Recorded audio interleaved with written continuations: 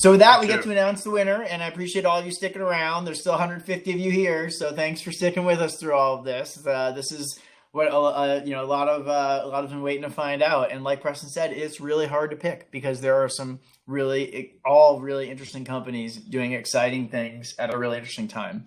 And as I said at the beginning, just because only one wins today doesn't mean we can't invest in all of them. Maybe we can't invest in all of them today, but they're all exciting companies that we're going to be tracking and working more closely with. And I bet investing in more of them in the future as well.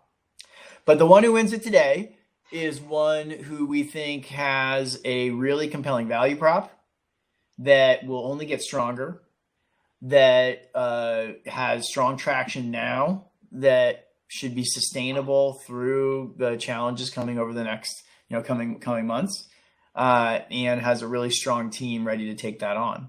And that winner is Journey Foods. Oh, drum roll. Journey Foods. Yay! So awesome. Thank you.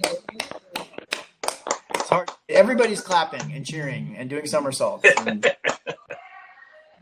That's amazing. Thank you. I really appreciate it.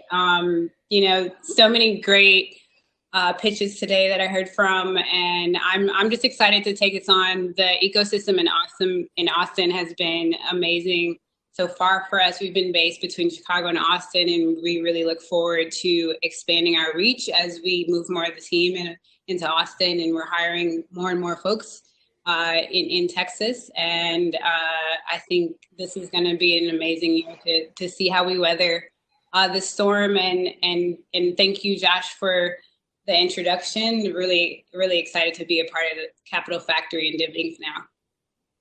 awesome. Well, we're glad to have you, and I'm looking forward to getting to know you better. So thanks to all the participants, everyone who pitched. You guys did a great job.